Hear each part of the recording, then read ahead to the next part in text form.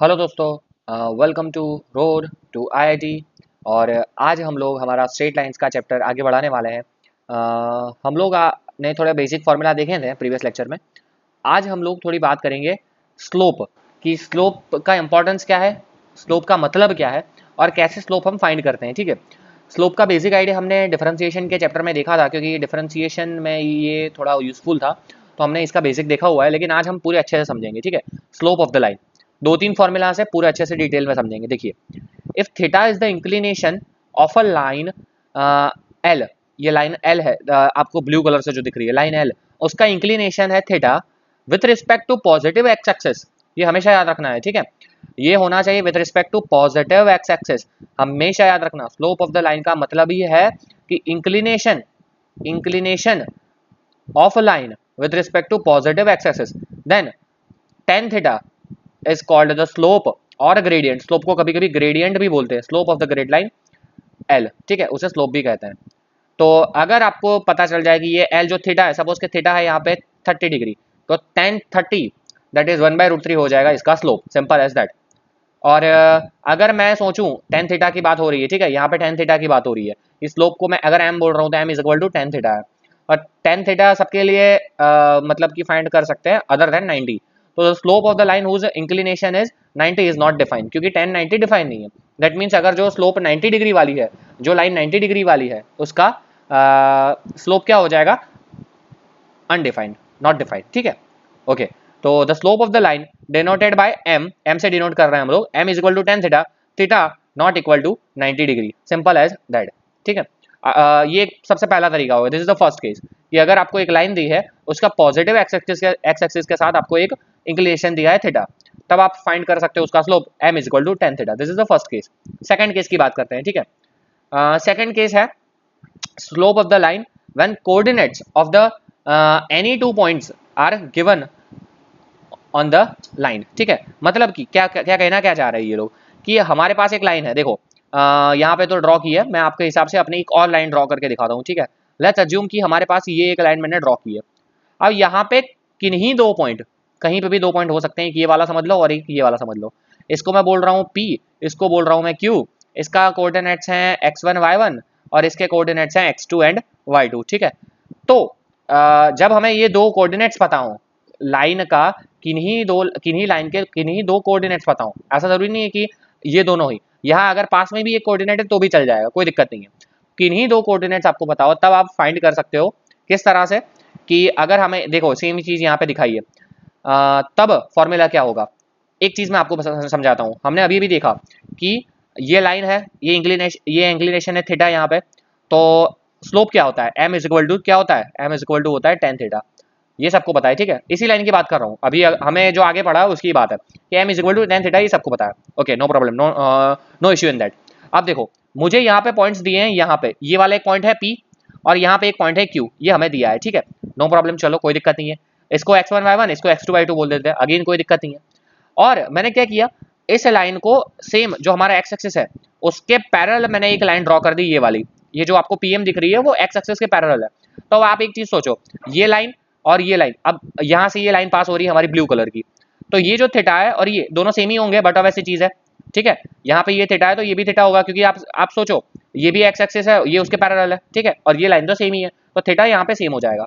तो अगेन मैं यहाँ पे भी बोल सकता हूँ कि M is equal to tan theta है।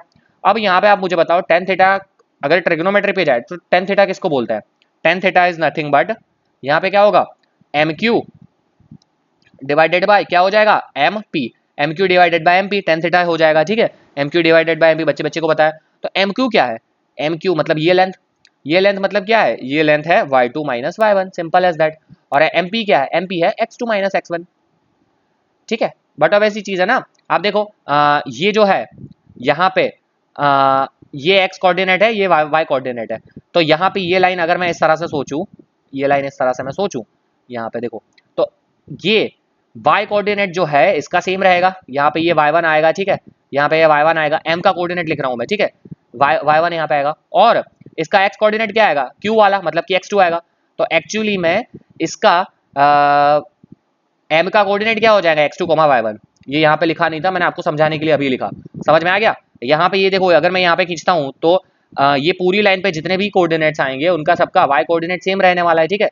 तो y1 आ गया, इसका भी कोऑर्डिनेट। और इसी तरह से यहाँ पे मैं यहाँ पे लाइन खींचूंगा तो ये पूरी लाइन जो ब्लैक वाली है आर एम क्यू, उन सब में x कोऑर्डिनेट सेम रहेंगे, x2, ठीक है। तो x2 y1 आ गया। अब आप मुझे बताओ कि इन एम क्यू लेंथ क्या होगी, बट वैसी चीज है y2 माइनस y1, y2 बड़ा है, y2 माइनस y1 होगी, ठीक है, लेंथ y2 माइनस y1, तो वो आ गया। इसी तरह से यहाँ पे एमपी लेंथ क्या होगी, वो होगी x2 माइनस x1, ठीक है।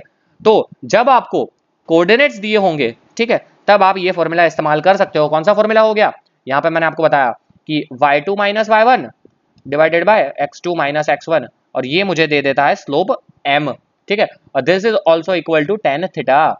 तीन फॉर्मूलाज हमारे हो गए, y2 minus y1 upon x2 minus x1 equal to m is equal to tan theta. दो फॉर्मूला हुआ, सॉरी। इसको हम कैसे बोलते हैं, इसको हम बोलते हैं slope is equal to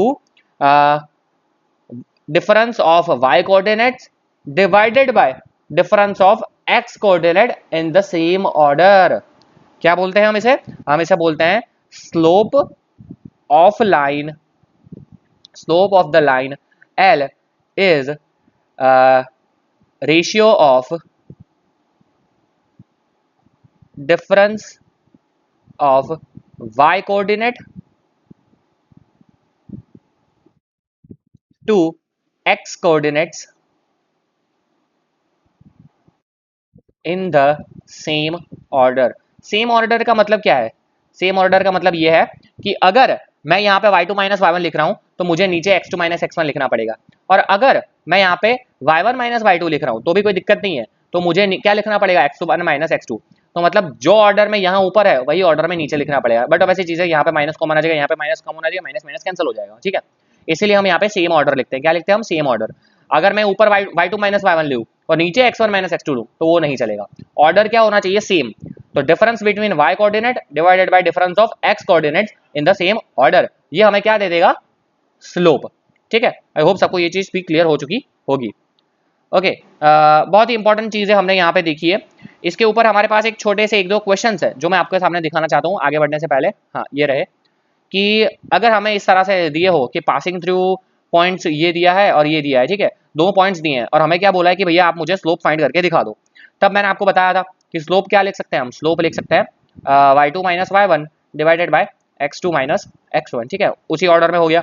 y2 मतलब कि 4, माइनस लिखने के बाद y1 मतलब कि -2 डिवाइडेड बाय x2 मतलब कि -1 माइनस x1 मतलब कि 3। तो ये क्या हो जाएगा, ये हो जाएगा 6 डिवाइडेड बाय -4 विच इज -3/2।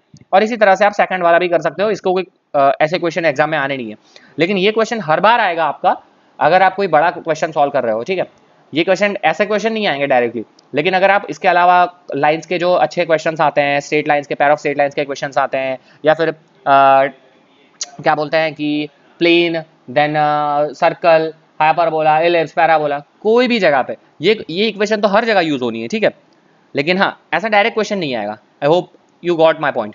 तो ये क्या हमने सीख लिया, स्लोप। कि स्लोप फाइंड करने की कौन कौन से दो इंपॉर्टेंट तरीके हैं वो आज हमने जान लिया है, ठीक है। और ये ही दो फॉर्मूला हमेशा हर जगह हमारे यूज होंगे। नेक्स्ट वीडियो में हम देखेंगे कि पैरेलल और परपेंडिकुलर लाइंस क्या है, ठीक है, और उन दोनों की कंडीशंस क्या है, नो प्रॉब्लम, ठीक है। तो that's it for this video guys, thank you for watching this video. Video पसंद आया जरूर से लाइक करिए, शेयर करिए अपने फ्रेंड्स के साथ, और कमेंट करना ना भूलिए। अगर आपको वीडियो पसंद आया, कोई दिक्कत हो तो अभी आप कमेंट कर सकते हैं, और या तो फिर आपको कोई डाउट है तो आप हमारे ईमेल एड्रेस road2itr@gmail.com पे ईमेल भी कर सकते हैं। चलिए मिलते हैं नेक्स्ट लेक्चर में, तब तक के लिए धन्यवाद।